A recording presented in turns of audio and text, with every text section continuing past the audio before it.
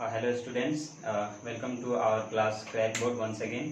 तो पिछले क्लास में जैसा कि इंट्रोडक्टरी क्लास था और उसमें हम लोगों ने बहुत सारे अपने मोटो वगैरह डिस्कस किया था और मैंने बोला था कि मैं नेक्स्ट क्लास मैथ्स का लेने वाला हूँ। तो ये क्लास 9th के लिए है और इसमें हम मैथमेटिक्स पढ़ेंगे।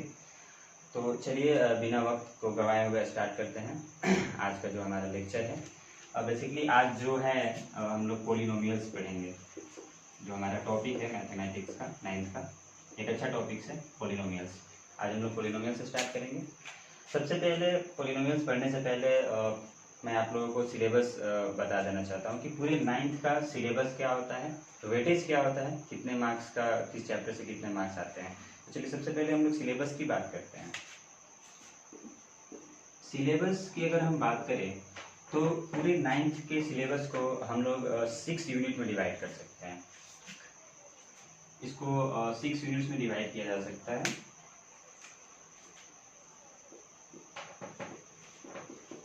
जो हमारा पहला यूनिट है, पहले यूनिट में हम लोगों को नंबर सिस्टम के बारे में पढ़ना है, ठीक है, जिसमें रियल नंबर्स पढ़ेंगे। एंड देन हमारा आता है यूनिट 2। यूनिट 2 के अंदर हम लोगों को 2 चैप्टर्स पढ़ेंगे और यूनिट 2 जो बेसिकली जो यूनिट 2 है इसको हम एक कैटेगरी में रख सकते हैं अलजेब्रा, ठीक। इसमें हम लोगों को 2 चैप्टर्स पढ़ना है।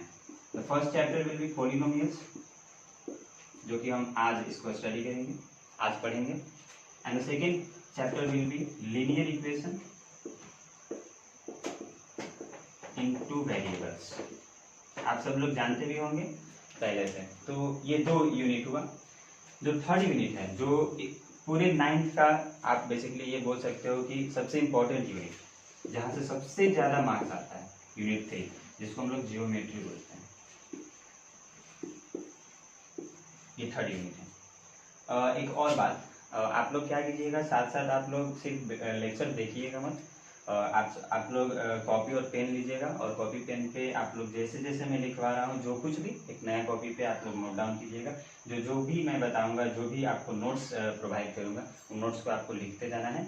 और मैं ये बोल सकता हूँ कि इसके बाद आप लोगों को किसी और चीज़ को पढ़ने की या किसी और नोट्स को देखने की जरूरत नहीं पड़ेगी, ठीक है। ज्योमेट्री में बहुत सारा पार्ट्स है।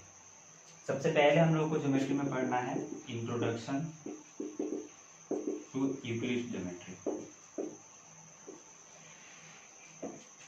यूक्लिड ज्योमेट्री का थोड़ा सा हम लोग यहाँ पे इंट्रोडक्शन देखेंगे बेसिकली जो हाँ ठीक है।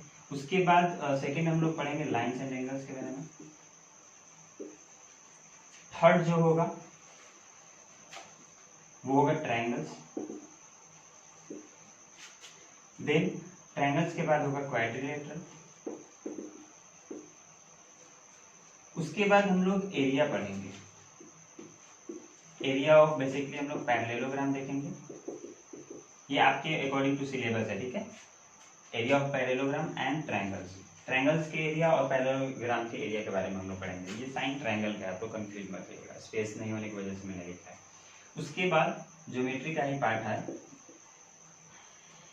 इसके बाद हम लोगों को एक बहुत इंपॉर्टेंट चैप्टर सर्कल, ये आप लोगों को 9th में पढ़ना है, बट ये आपको 11th तक, 11th में आपको पूरा ब्रॉड इसका कंसेप्ट है, बहुत अच्छा कंसेप्ट है सर्कल। तो सर्कल पे ध्यान, आपको बेसिकली 9th के हर चैप्टर को स्पेशली मैथ्स की बात करें तो बहुत अच्छे से पढ़ाई करना है, क्योंकि 9th आप लोगों को मालूम होगा कि 9th 11th से रिलेटेड है।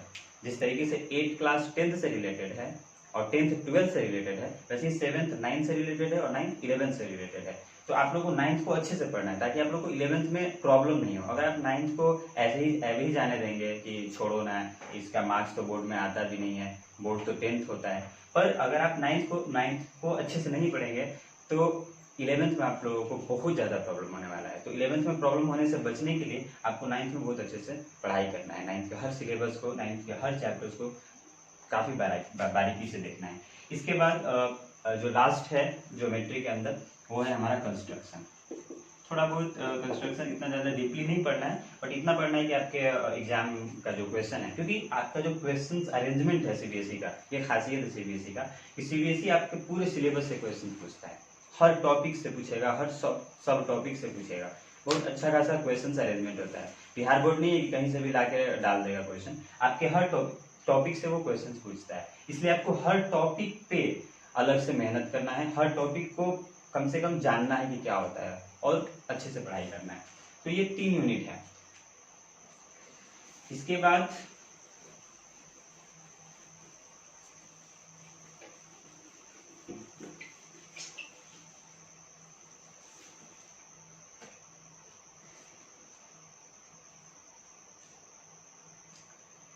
जो मैंने अगला जो हमारा यूनिट है, यूनिट 4, वो है कोऑर्डिनेट ज्योमेट्री।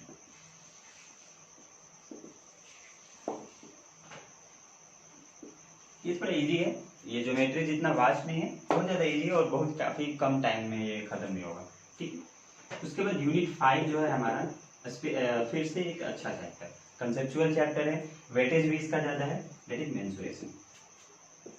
कोऑर्डिनेट ज्योमेट्री हो गया, उसके बाद मेंसुरेशन। ठीक है। मेंसुरेशन में हम लोग को क्या पढ़ना है? मेंसुरेशन में आपको पढ़ना है basically Heron's formula. Heron's formula क्यों पढ़ेंगे भाई? तो हीरोन्स फार्मूला पढ़ेंगे एरिया निकालने के लिए, एरिया ऑफ ट्राइंगल्स, ये ट्राइंगल का साइन है, and quadrilateral using Heron's formula. Heron's formula के यूज से हम लोग एरिया निकालेंगे। तो बेसिकली हीरोन्स फार्मूला का यही यूज है, आपको एरिया निकालने के लिए पढ़ना है। इसके बाद मेंसुरेशन में जो इम्पोर्टेंट है वो ये है, एरियाज एंड वॉल्यूम्स। आप लोगों को वेरियस सॉलिड शेप्स का यहाँ पे एरिया और वॉल्यूम्स निकालने के लिए बोला जाएगा। जैसे कि क्यूब का बोला जाएगा, एरिया फाइंड आउट करो, वॉल्यूम फाइंड आउट करो, क्यूबॉइड का बोला जाएगा। ठीक, तो वैसे ही बहुत सारे और भी हैं, इसको अभी डिस्कस नहीं करते हैं क्योंकि बाद में इसको डिस्कस किया जाएगा। लास्ट जो हमारा यूनिट है, और ये आपका पूरा सिलेबस खत्म। तो जो हमारा लास्ट सिलेबस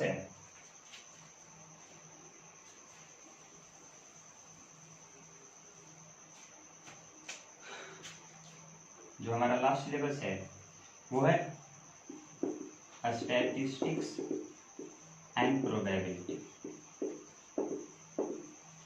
देखिए, मैक्सिमम बच्चों को 9th क्लास के या किसी भी बच्चों को सबसे ज्यादा प्रॉब्लम स्टैटिस्टिक्स एंड प्रोबेबिलिटी में होती है, क्योंकि ये जो चैप्टर है ना, ये काफी कंसेप्चुअल चैप्टर है। इसमें आपको रटने वटने से होता नहीं है, इसमें आपको कॉमन सेंस का जरूरत पड़ता है। और ये स्टैटिक्स एंड प्रोबेबिलिटी, ये इसका जो इसका करियर है, एक तरीके से ये बोल सकते हैं, ये काफी वास्ट है। आप लोगों को इसका यूज 12th में भी करना है, 11th में भी करना है।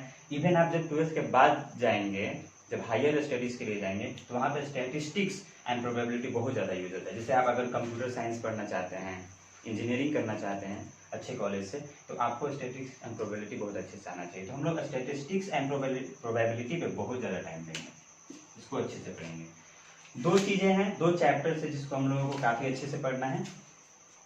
पहला है ज्योमेट्री, वैसे सारा कुछ अच्छे से पढ़ना है, लेकिन ज़्यादा टाइम मैं दूंगा वो बता दे रहा हूँ। एक ज्योमेट्री पे ज़्यादा टाइम देंगे, और उसके बाद स्टैटिस्टिक्स एंड प्रोबेबिलिटी आराम से पढ़ेंगे, कोई फिक्र की बात नहीं है।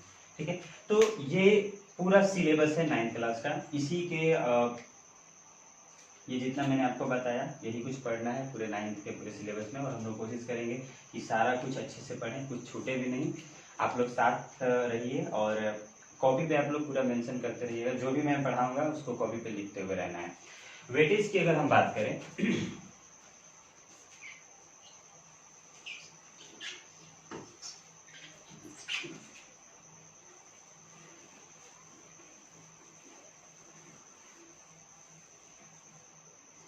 तो आपके एग्जाम में क्या वेटेज रहेगा हर चैप्टर से, उसकी अगर हम बात करते हैं।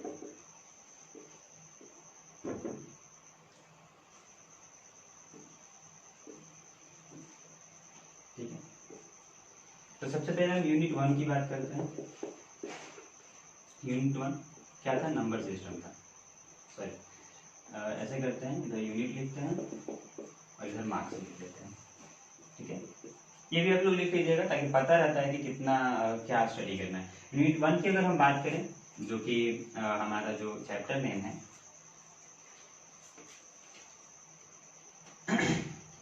नंबर सिस्टम, ये आपका 8 मार्क्स का आता है, ठीक है। यूनिट टू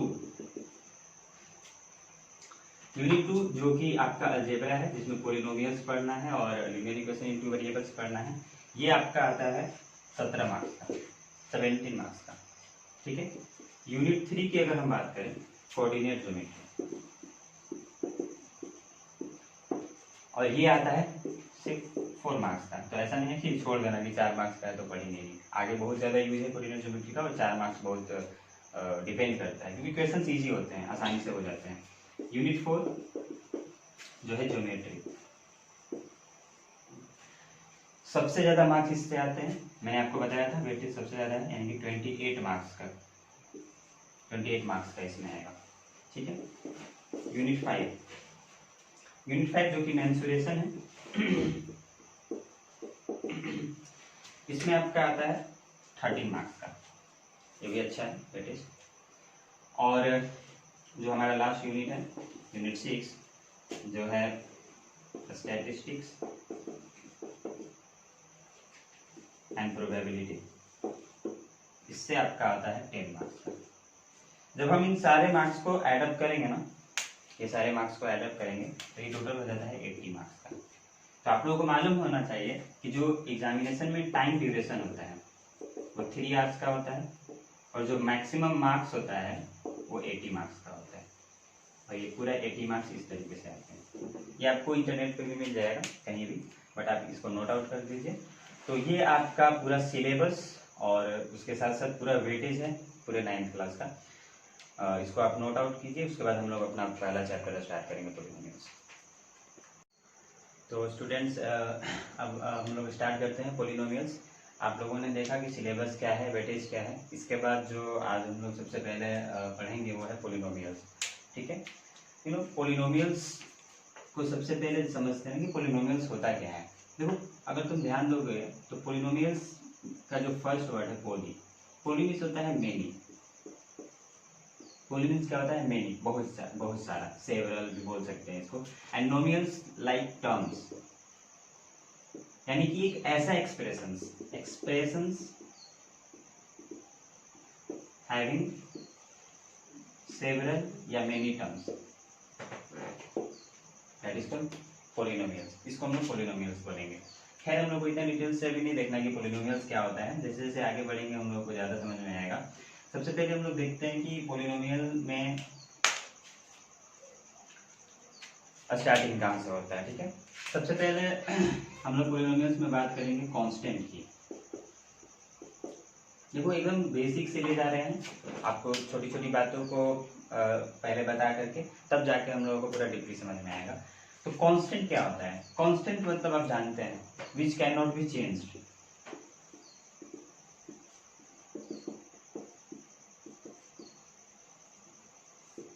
यानी कि हम इसको ऐसे भी बोल सकते हैं कि जो न्यूमेरिकल वैल्यू होगा वो फिक्स्ड होगा, मीन्स वो चेंज नहीं हो। तो कांस्टेंट क्या होता है? जिसका वैल्यू चेंज नहीं हो और जिसका जो न्यूमेरिकल वैल्यू हो वो फिक्स्ड हो।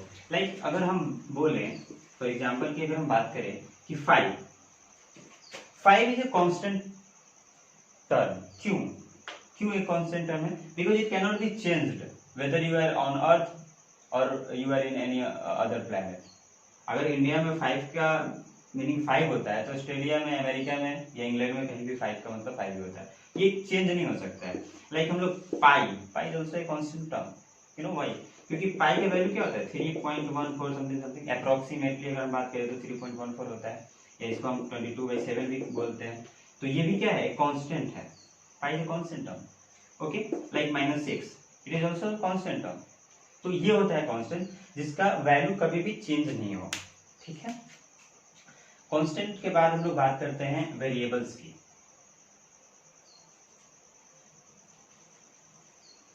इसके बाद हम लोग बात करते हैं वेरिएबल्स की।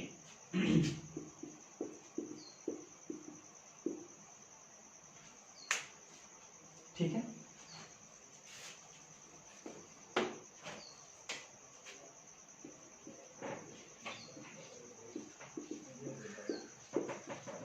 वेरिएबल क्या होता है?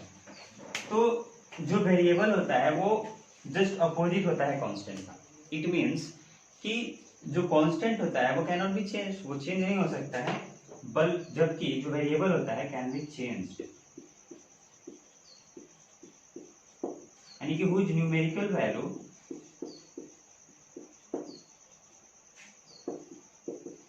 Is not fixed.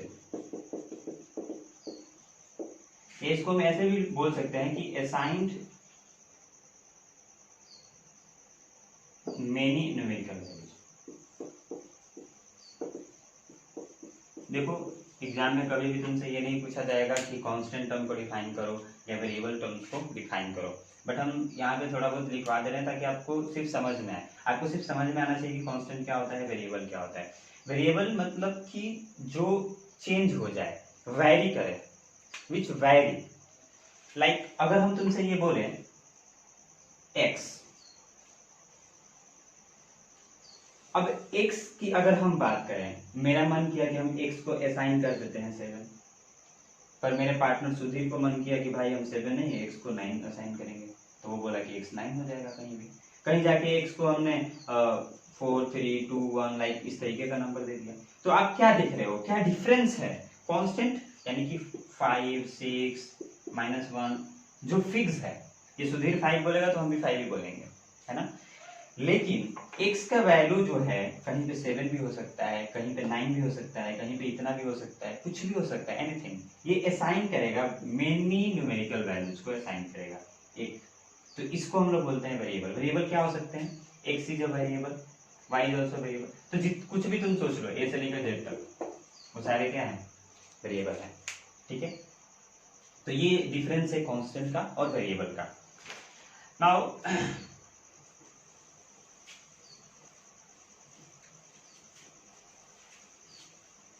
कांस्टेंट और वेरिएबल अगर समझ में आ गया हो तो इसके बाद हम लोग बात करेंगे अलजेब्रिक एक्सप्रेशंस का। मैंने बताया था ना स्टार्टिंग में, जब मैंने पॉलिनोमियल्स को डिफाइन किया था तो एक्सप्रेशन वर्ड आया था। तो वही हम देखते हैं कि एक्सप्रेशन क्या होता है और उसमें अलजेब्रिक एक्सप्रेशन क्या होता है। देखो अभी हम लोगों ने दो चीजें पढ़ा, ठीक है। पहला हम लोगों ने देखा कांस्टेंट और दूसरा क्या देखा? वेरिएबल। भाई साहब कांस्टेंट क्या था? जो चेंज नहीं हो, और वेरिएबल क्या हो? जो चेंज हो जाए। अब दोनों को कंबाइन कर दो, that is equals to algebraic expression. समझ पा रहे हो? यानी कि अलजेब्रिक एक्सप्रेशन क्या होता है? अलजेब्रिक एक्सप्रेशन होता है combination of constant and variables. कितना आसान है ना कि दोनों का जो कॉम्बिनेशन होता है वही होता है अलजेब्रिक एक्सप्रेशन। लाइक हम लोग एग्जांपल की बात करें, देखो हम एक कांस्टेंट लेते हैं 5 is constant term, you know ना, और इसको कंबाइन कर दिए। और ये कॉम्बिनेशन जो हो सकता है ना, किसी भी तरीके का हो सकता है। यहाँ पे हम प्लस से भी इसको कंबाइन कर सकते हैं, माइनस से भी कंबाइन कर सकते हैं, डिवीजन से भी कर सकते हैं, मल्टीप्लिकेशन से भी कर सकते हैं। तो ये डाउट मत रखना कि सिर्फ प्लस से होगा। तो कॉम्बिनेशन किसी भी चीज से हो सकता है, किसी भी ऑपरेटर से हो सकता है, जो हमारा एडिशन ऑपरेटर होता है या सब्ट्रैक्शन होता है। तो 5 एक कांस्टेंट टर्म हुआ, इसको हम कंबाइन कर दिए x के साथ, तो ये क्या बन गया? 5 + x। तो ये एक एक्सप्रेशन हो गया। Now this is an expression. और इसको और अच्छे से अगर हम बोले, this is an algebraic expression. तो कितना आसान है। कोई भी टर्म सोचो, मान लो x square is also a term, क्योंकि x स्क्वायर का भी वैल्यू डिफर करेगा। देखो अगर हम x का वैल्यू 2 रखेंगे तो 2 का स्क्वायर 4 हो जाएगा, अगर 3 रखेंगे तो 9 हो जाएगा। तो देखो डिफर कर रहा है ना, x के हर वैल्यू पे डिफरेंट वैल्यू आ रहा है, इसलिए इसको वेरिएबल बोलते हैं। अब इसको कंबाइन कर दो एक कांस्टेंट टर्म के साथ +5, तो x स्क्वायर + 5 क्या हो गया? एक्सप्रेशन हुआ। तो इसी तरीके से हम लोग और भी बहुत सारे एक्सप्रेशन बना सकते हैं। जैसे हम बात करें 2 + x + x²। अब तुम बोलोगे आपने बताया कि कांस्टेंट और वेरिएबल का कॉम्बिनेशन होता है अलजेब्रिक एक्सप्रेशन। अब यहाँ पे तो ये कांस्टेंट टर्म है, ये क्या है?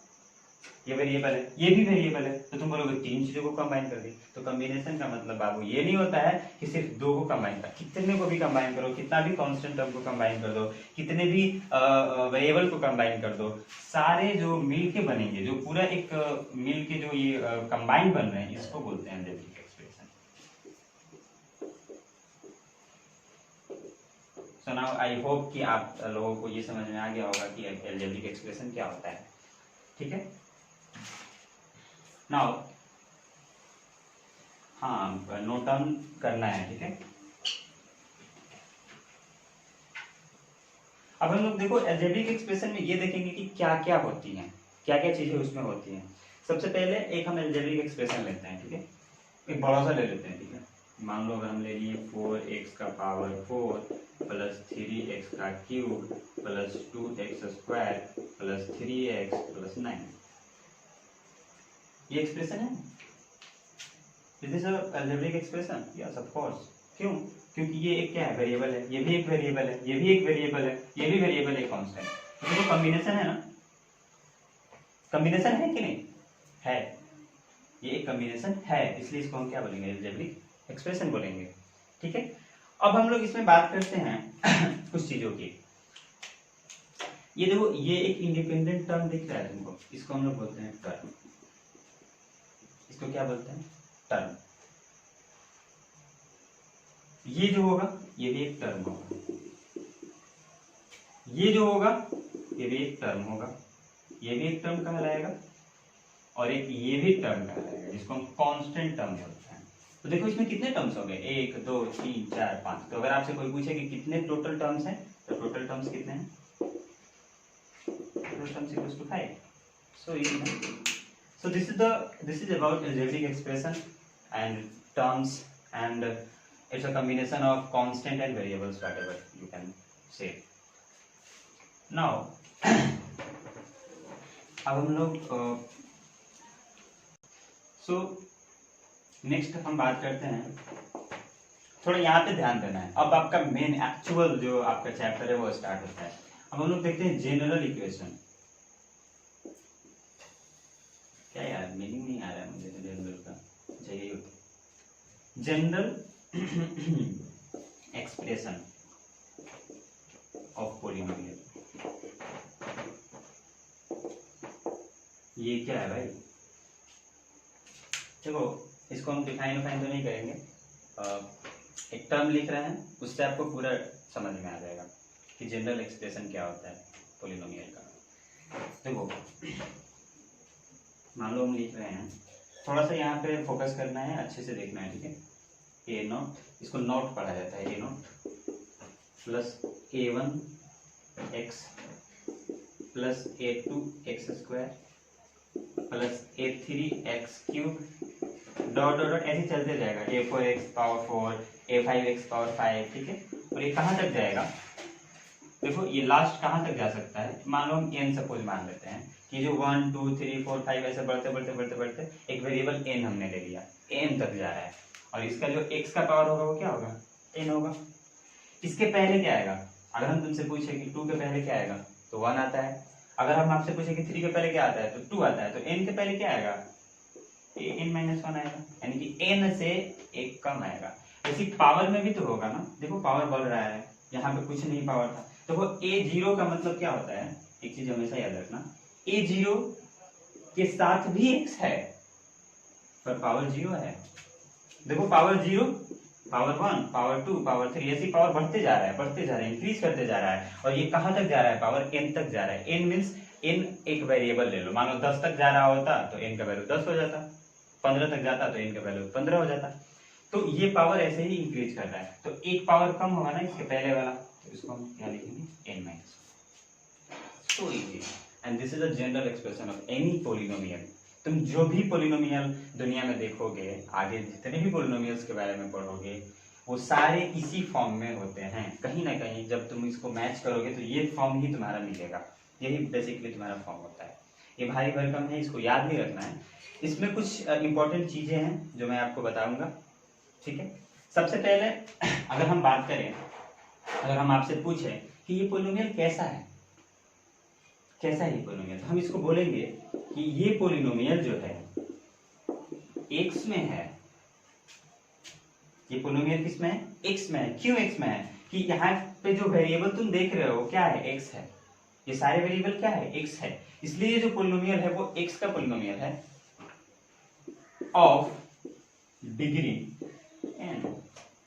बोलोगे ये क्या है भाई साहब, देखो ये पोलिनोमियल एक्स में है, यहां तक तो समझ में आ गया होगा। डिग्री n क्यों लिखा, डिग्री 3 क्यों नहीं हुआ, डिग्री 5 क्यों नहीं हुआ, डिग्री कुछ और क्यों नहीं हुआ, n ही क्यों हुआ? तो इसका रीजन है, n होने का रीजन ये है कि जो हम लोग एक्सप्रेशन में जो वेरिएबल का जो पावर होता है, मैक्सिमम पावर होता है, उसको हम लोग डिग्री कहते हैं। इस पूरे एक्सप्रेशन में सबसे मैक्सिमम क्या है, n है। क्यों? क्योंकि देखो पावर इंक्रीज हो रहा है, 0 1 2 n तक जा रहा है, यानी कि सबसे मैक्सिमम क्या होगा, n होगा, इसलिए डिग्री भी क्या होगा, n होगा। होगा कि नहीं होगा, समझ पा रहे हो? ठीक है, इसलिए हम इस पोलिनोमियल को बोलते हैं कि ये पोलिनोमियल x में है जिसका डिग्री क्या है, n है। n बहुत ज्यादा परेशानी कर रहे हैं यहाँ पे, थोड़ा n को हम लोग अच्छे से पढ़ाई करते हैं और देखते हैं कि n क्या होता है। एक कंडीशन है जो तुम लोगों को हमेशा याद रखना है, हमेशा याद रखना है कि जो हमारा n होता है वो n होता है non negative, non negative integer. ये क्या है भाई, नॉन नेगेटिव इंटीजर? समझ पा रहे हो? नहीं समझ पा रहे हो तो देखो बता रहे हैं। नॉन नेगेटिव का मतलब होता है कि जो नेगेटिव नहीं हो, लाइक n का वैल्यू -1 नहीं हो सकता है क्योंकि -1 क्या है, नेगेटिव है। n का वैल्यू -5 नहीं हो सकता है, क्यों? क्योंकि -5 क्या है, एक नेगेटिव नंबर है, यानी कि n हमेशा पॉजिटिव ही होगा, ये तो फिक्स हो गया। n = 1 हो सकता है, 2 हो सकता है, 10 हो सकता है, 15 हो सकता है, 15,000 हो सकता है, 20,000 हो सकता है, लेकिन n कभी भी नेगेटिव नहीं हो सकता है। पहली बात इससे समझ में आई है, नॉन नेगेटिव का मतलब ये होता है। अब एक और वर्ड है इंटीजर, तो इंटीजर सब लोग जानते हो ना क्या होता है इंटीजर। तो इंटीजर भी होना चाहिए इनको, नॉन नेगेटिव के साथ साथ इंटीजर भी होना चाहिए। इसका मतलब क्या हुआ कि कोई फ्रैक्शन नहीं हो सकता है, यानी कि n = 1/2 नहीं हो सकता है, n = 5/4 नहीं हो सकता है। क्यों नहीं हो सकता है भाई? क्योंकि ये फ्रैक्शन है, ये रेशनल नंबर होगा तो वो नहीं होगा। ठीक है, तो n पे बहुत ज्यादा फोकस करना है कि ये जो n होता है, यहाँ पे जो आपको n दिख रहा है, ये n हमेशा नॉन नेगेटिव होता है। ये हमेशा क्या होता है, नॉन नेगेटिव होता है, और ये हमेशा इंटीजर होता है। ये हमेशा क्या होता है, इंटीजर होता है। ठीक है, कुछ और बात करेंगे इसमें।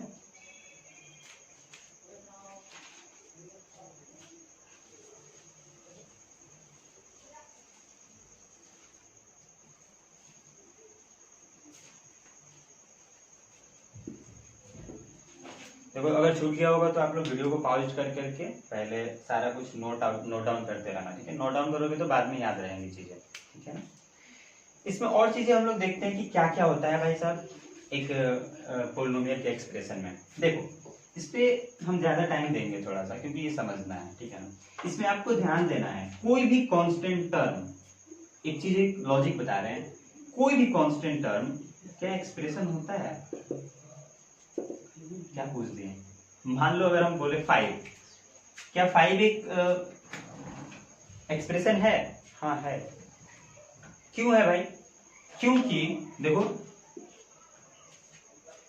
इसके x के पावर में 0 छुपा हुआ है, क्योंकि x का पावर 0 = 1 हो जाएगा तो 5 का वैल्यू 5 ही होगा, है कि नहीं?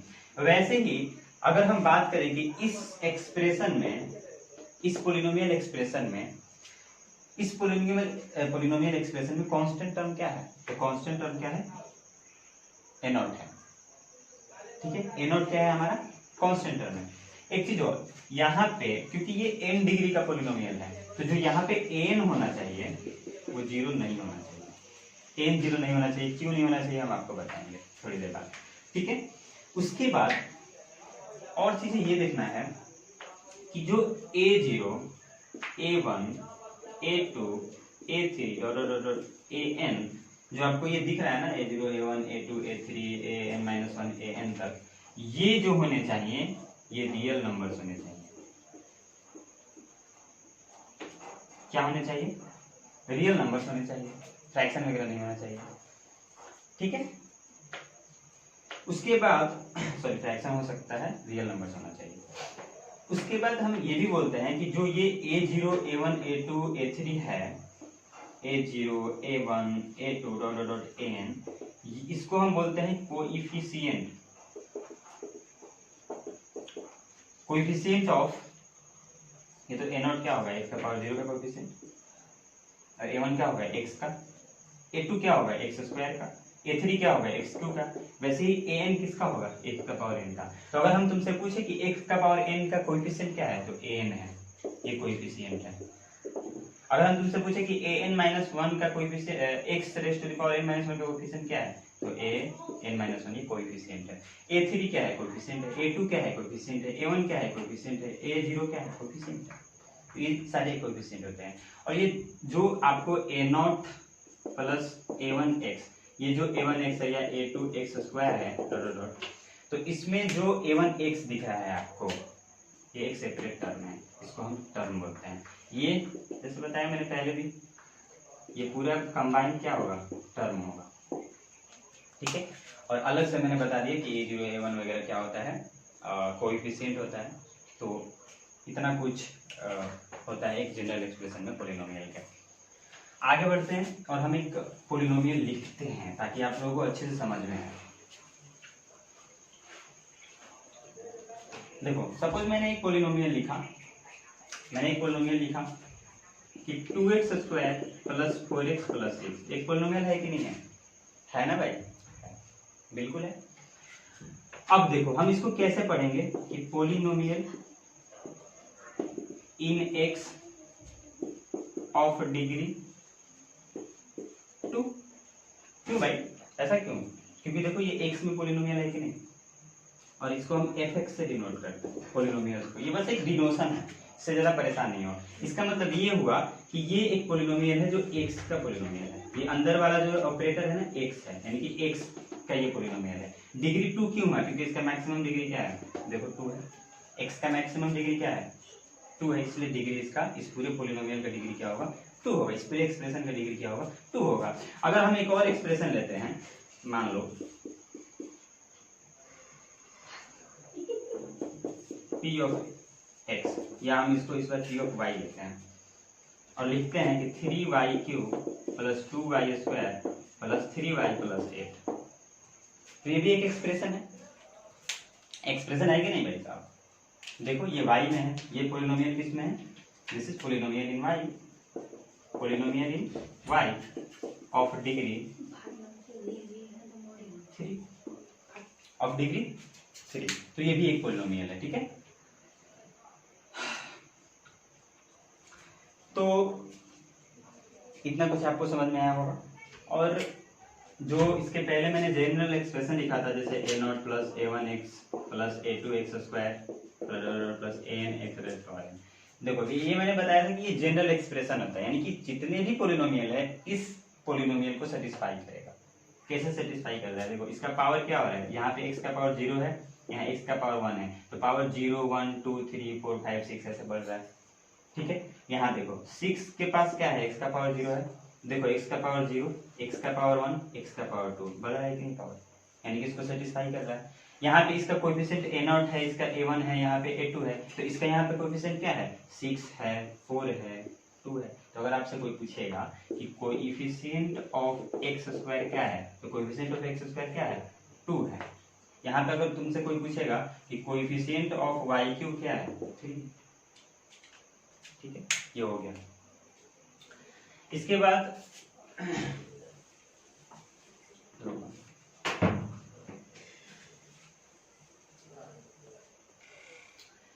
ओके, नाउ अब हम लोग दूसरे टॉपिक पे चलते हैं। अभी मैंने आपको बताया कि ये जो होता है जनरल एक्सप्रेशन होता है किसी भी पॉलिनोमियल का, ठीक है, a0 plus a1x plus a2x square plus, ये थोड़ा सा आप लोग लिखते रहो 4-5 बार इस एक्सप्रेशन से होता है, थोड़ा सा हैबिट होगा, इसको ज्यादा समझना नहीं है, बट इसके बेसिस पे आप लोग बहुत कुछ आगे बहुत अच्छे से पढ़ पाओगे। तो इसको थोड़ा सा आप लोग लिखते रहना कॉपी पे, और कॉपी पे सारा कुछ लिख के चलना ताकि समझ में आएगा, ठीक है, बेकार मत कर देना सारा मेहनत, ठीक। इसके बाद नेक्स्ट टॉपिक है कि polynomials of various degrees.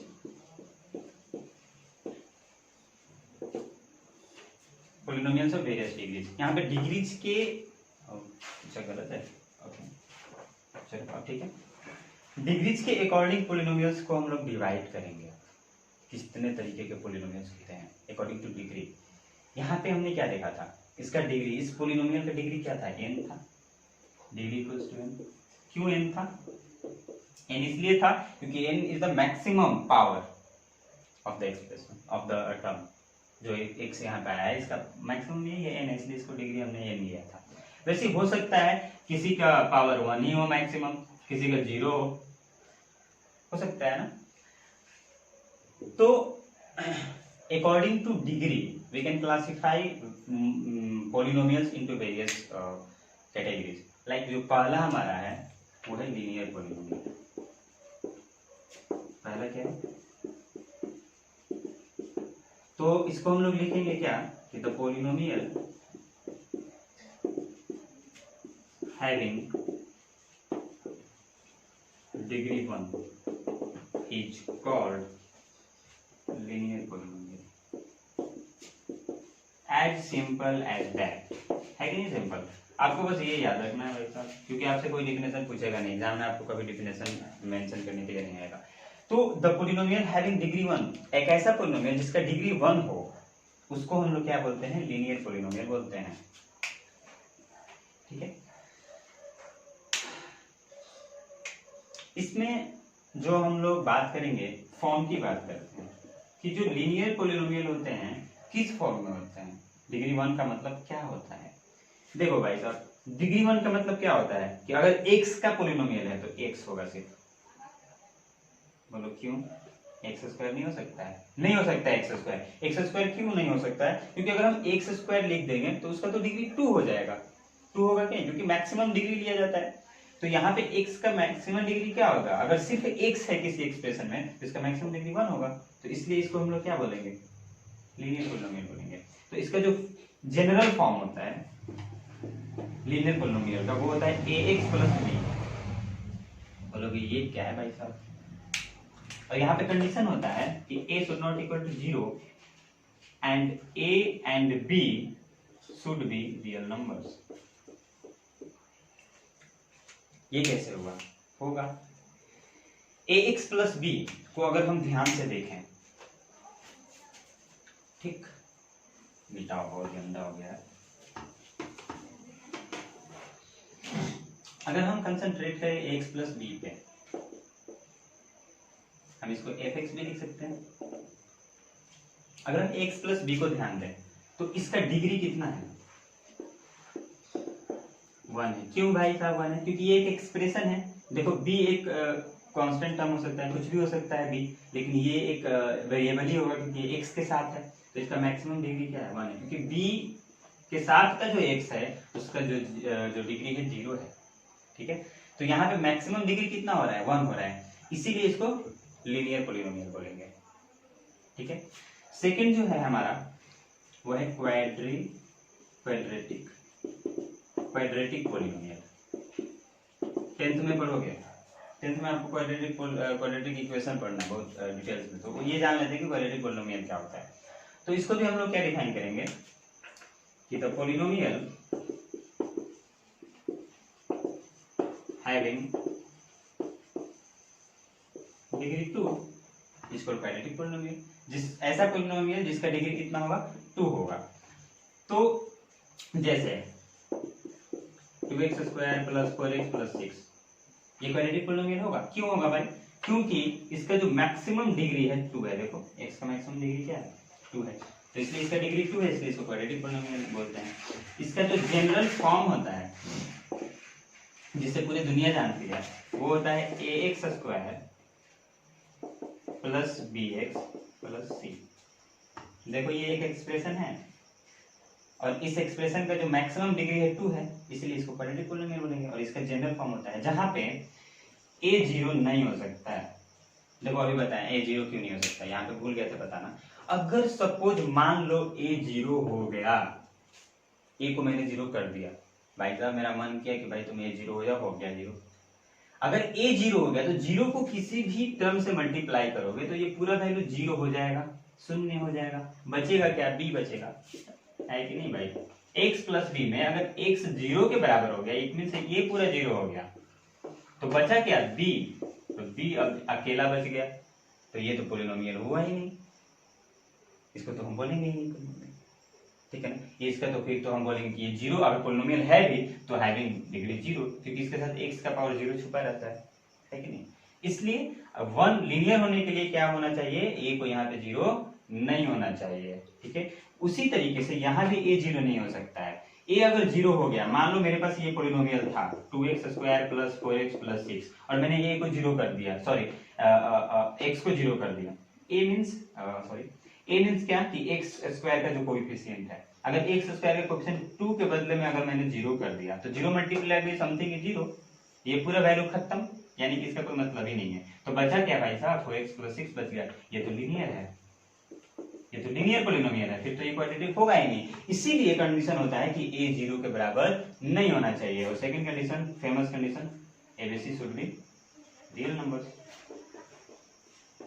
abc should be real numbers होना चाहिए, इमेजिनरी नहीं होना चाहिए। रियल नंबर्स करने का मतलब रियल नंबर्स होना चाहिए, इमेजिनरी नहीं होना चाहिए। लाइक हम लोग आगे देखेंगे कि क्यों इमेजिनरी नहीं होना चाहिए। इतना समझ में आ रहा है, ठीक है। ये था क्वाड्रेटिक पोलिनोमियल। जो थर्ड है,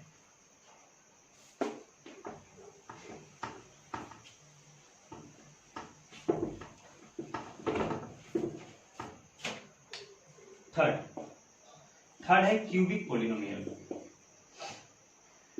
सब लिखते रहना,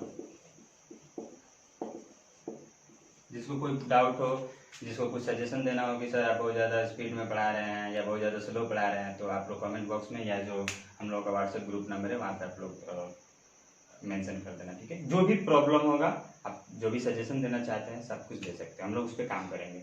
कल एक डाउट आया था किसी का कि शायद राइटिंग वगैरह दिख नहीं रहा था बोर्ड पे, तो उसके लिए हम लोग अभी काम कर रहे हैं।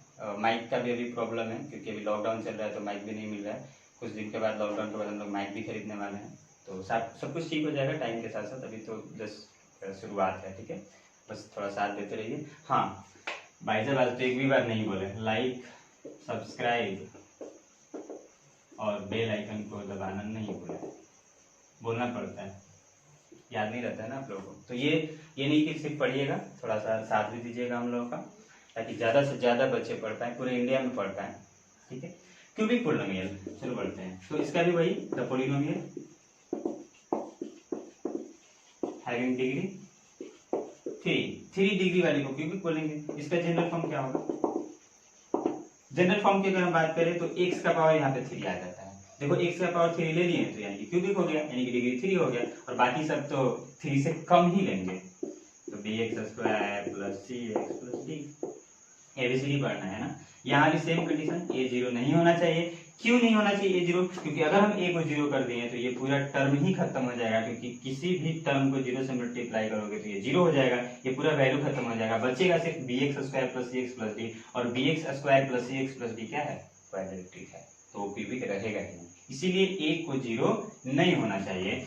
और second condition, a b c d जो आपको दिख रहा है वो रियल नंबर होना चाहिए, कोई इमेजिनरी नंबर नहीं होना चाहिए।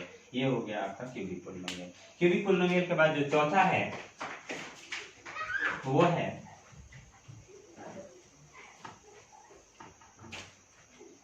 By quadratic. देखो क्वाड्रेटिक था ना, क्वाड्रेटिक में क्या था, क्वाड्रेटिक में 2 टर्म थे, सॉरी 2 डिग्री था, तो बाई क्वाड्रेटिक में 4 डिग्री, यानी कि हैविंग डिग्री 4, यानी कि ऐसा पोलिनोमियल जिसका डिग्री क्या हो, 4 हो, उसको हम लोग बाई क्वाड्रेटिक पोलिनोमियल बोलेंगे। इसका जनरल फॉर्म आप लोग खुद से लिख सकते हो, अब तो खुद से लिखोगे भाई। जनरल फॉर्म क्या होगा, जनरल फॉर्म होगा यानी कि x का पावर क्या आ जाएगा, 4 आ जाएगा, है कि नहीं, x का पावर 4, उसके बाद सारा 4 से नीचे होगा। क्या पढ़ा सब लोग, तुम लोग समझदार हो जाओगे धीरे धीरे, खुद पढ़ने लगोगे, जरूरत भी नहीं पड़ेगा, ठीक है। सिर्फ डाउट पूछोगे, सर डाउट बताइए, क्वेश्चंस बताइए, पूरा क्वेश्चन पूछो, कहीं से भी, किसी भी बुक से, किसी भी इंस्टीट्यूट के बुक से, कहीं से भी क्वेश्चन लाओ, हम लोगों को पूछो, हम लोग कोशिश करेंगे बताने का, ठीक है। कुछ गलती अगर हो रही है हम लोग से तो वो भी बताओ कि यहाँ पे गलती हो रही है, ठीक है। और अगर किसी के पेरेंट्स देख रहे हैं, किसी के ब्रदर देख रहे हैं, तो मेरा उनसे रिक्वेस्ट है कि आप लोग अपने जो भी उनके घर पे जूनियर्स होंगे या उनके भाई होंगे, छोटे भाई, उन सबको यहाँ पे इन्फ्लुएंस कीजिए कि हमारे क्रैक बोर्ड को वो लोग पढ़ें, यहाँ से बहुत कुछ सीखने को मिलेगा, काफ़ी अच्छा, कोशिश करेंगे काफ़ी अच्छे से सब कुछ बताया जाए, ठीक है। तो जनरल फॉर्म क्या होगा, x का power 4 plus bx Q plus cx square plus dx plus c, ये आपका जनरल फॉर्म होगा। फिर से सेम कंडीशन, a जीरो नहीं होना चाहिए। a क्यों नहीं जीरो होना चाहिए कि अगर हम a को जीरो कर दिए तो ये पूरा टर्म ही गायब हो जाएगा, सिर्फ बचेगा ये 3 टर्म, और जब ये बच जाएगा तो इसको हम क्यूबिक बोलेंगे, है कि नहीं। ठीक है, एक एग्जांपल ले लेते हैं। और हाँ, a b c d e जो आपका कोएफिशिएंट दिख रहा है, a is the coefficient of x का power 4, b is the coefficient of x का power 3, c is the coefficient of x का power 2, d is the coefficient of x and e is the coefficient of x का power 0। तो ये जो होते हैं वो रियल नंबर्स होते हैं, ये इमेजिनरी नंबर्स नहीं होते हैं। एग्जांपल लेते हैं, मान लो कुछ भी ले लो, 3x का power 4 plus 4x cube plus 5x square plus 6x plus 9, ये क्या होगा, एक बाइक्वाड्रेटिक पोलिनोमियल होगा। क्यों, क्योंकि इसका डिग्री 4 है। अगर हम आपसे बोलें कि भाई साहब एक काम करो, तुम ऐसे लिखो 0 इंटू एक्स का पावर 4 प्लस 5x प्लस 6, तो क्या ये बाइक्वाड्रेटिक है? नहीं है। क्यों नहीं है? क्योंकि यहाँ पे 0 है और 0 नहीं होना चाहिए, ये वाला टर्म 0 नहीं होना चाहिए। तो ये हो गया आपका बाइक्वाड्रेटिक पोलिनोमियल। आई होप कि आप लोगों को इतना समझ में आ रहा होगा। चलो अब नेक्स्ट हम लोग सब टॉपिक की तरफ बढ़ते हैं, और जो हमारा नेक्स्ट सब टॉपिक है वो है number of terms in a polynomial. ठीक है, नेक्स्ट क्या है, number of terms, number of terms in a polynomial. देखो अभी हमने number of degree, according two degrees हमने पोलिनोमियल्स को डिवाइड किया। कौन कौन सा था, लीनियर था, क्वाड्रेटिक था, क्यूबिक था, बाइक्वाड्रेटिक था। अब हम लोग नंबर ऑफ टर्म्स के अकॉर्डिंग पोलिनोमियल को डिवाइड करेंगे। तो नंबर ऑफ टर्म्स के अकॉर्डिंग जो पहला आता है पोलिनोमियल वो होता है मोनोमियल। देखो भाई, पोली मीन्स बहुत सारा, नोमियल मीन्स टर्म्स, बहुत सारा जिसका टर्म होगा उसको पोलिनोमियल बोलते हैं, शुरू में हमने पढ़ा। उसी तरीके से मोनो मीन्स क्या होता है, मोनो मीन्स वन टर्म, यानी कि मोनोमियल, मियल मीन्स टर्म, यानी कि जिसका एक टर्म हो, यानी कि हैविंग। पूरा लिख देगा, डेफिनेशन पूरा लिख देते हैं, the polynomial having one term is called monomial, जिसका एक टर्म हो। भाई साहब ये कैसे हो सकता है, एक ही टर्म हो। चलो हम एक पोलिनोमियल लिखते हैं 5 एक सिंगल टर्म है कि नहीं, 5 एक सिंगल टर्म है, इसीलिए 5 को हम क्या बोलेंगे, मोनोमियल बोलेंगे। x इज आल्सो मोनोमियल क्योंकि एक ही टर्म है। x plus 5 is also monomial क्योंकि एक ही टर्म है। दो लपड़ लगाएंगे, x plus 5 is not a monomial. क्यों नहीं है, क्योंकि इसमें दो टर्म है ना भाई साहब, एक x एक अपना टर्म है, 5 एक अलग टर्म है, तो इसमें दो टर्म हो गया, इसीलिए इसको मोनोमियल नहीं बोलेंगे। यानी कि जिसमें सिर्फ एक ही टर्म हो, 7x स्क्वायर, यह है कि नहीं मोनोमियल? क्या सोच रहे हो, है, क्योंकि ये सिंगल टर्म है, ये एक इंडिपेंडेंट टर्म है, इसलिए ये क्या है, मोनोमियल है। मोनोमियल के बाद हम बात करते हैं बाइनोमियल। बाई मीन्स दो, नोमियल मीन्स टर्म, यानी कि हैविंग टू टर्म्स। जैसे कि अभी एग्जांपल मैंने दिया था x प्लस 5, इसमें दो टर्म है, x स्क्वायर प्लस 9, देखो दो टर्म है, x स्क्वायर एक टर्म है और 9 एक टर्म है। 5x स्क्वायर प्लस 6, इसमें भी दो टर्म है, x cube plus 4x square, देखो दो टर्म है। तो जितने भी दो टर्म्स वाले होंगे उसको हम लोग बाइनोमियल बोलेंगे। जो थर्ड होता है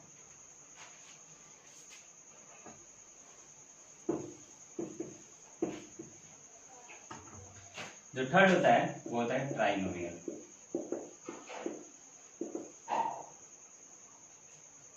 ट्राइनोमियल होता है, ट्राई मीन्स क्या होता है भाई साहब, ट्राई मीन्स 3, नोमियल मीन्स टर्म, यानी कि तीन टर्म है, यानी कि having 3 terms. Polynomials having 3 terms is called trinomial. Example के लिए 2x square plus 6x plus 9, एक और ले लो ना, 4x cube plus 4x plus 9x square. देखो ये सब अरेंजमेंट इधर से उधर हो सकते हैं, इसके लिए कंफ्यूज मत होना कि सर नहीं 9x स्क्वायर को हम पहले लिखेंगे, 4x को बाद में लिखेंगे। अब मेरा तो भाई मेरा मन इधर लिखो चाहे उधर लिखो, वो एक्सप्रेशन वही रहता है। जैसे कि 6 प्लस 7 जोड़ो या 7 प्लस 6 जोड़ो, बात तो इक्वल है ना, सेम यहाँ पे भी वो कंसेप्ट अप्लीकेबल होता है। तो इसमें देखो टोटल टर्म कितने हैं, टोटल टर्म कितने हैं, 1 2 3, तो 3 टर्म है तो ट्राइनोमियल बोलेंगे। तो 3 हम लोगों ने टर्म्स देखा। पहला हम लोगों ने देखा मोनोमियल, जिसमें एक टर्म हो, सेकंड हम लोगों ने बाइनोमियल पढ़ा जिसमें 2 टर्म हो, और थर्ड हम लोगों ने देखा ट्राइनोमियल जिसमें 3 टर्म हो। तो आज का जो चैप्टर है यहीं पे हम लोग खत्म करते हैं। फिर से हम लोग आगे पढ़ेंगे, आगे आएंगे तो आप लोगों को भी बहुत कुछ है पॉलिनोमियल में फिर से बात करेंगे। तो क्योंकि मेरा अभी रोजा भी चल रहा है तो काफी थक चुके हैं, तो इतना तब तक आप लोग पढ़े, कंसिस्टेंसी रहिए, आप लोग वीडियोस को पूरा देखिए तब पूरा समझ में आएगा। तो अभी तक हम लोगों ने जितना कुछ पढ़ा इसको आप लोग जाके रिवाइज कीजिएगा, इसके ऊपर बेस्ड क्वेश्चंस कीजिएगा। कल जब मैं वापस आऊंगा तो पहले कुछ क्वेश्चंस करेंगे, इन सारे टॉपिक्स बेस्ड क्वेश्चंस होगा, उसके बाद हम आगे लेक्चर को कंटिन्यू करेंगे। आगे हम लोग बहुत सारा सब टॉपिक बाकी है उसको पढ़ेंगे। और सबसे इम्पोर्टेंट बात, सब्सक्राइब, लाइक और बेल आइकन को दबाना मत भूलिएगा please, and thank you so much.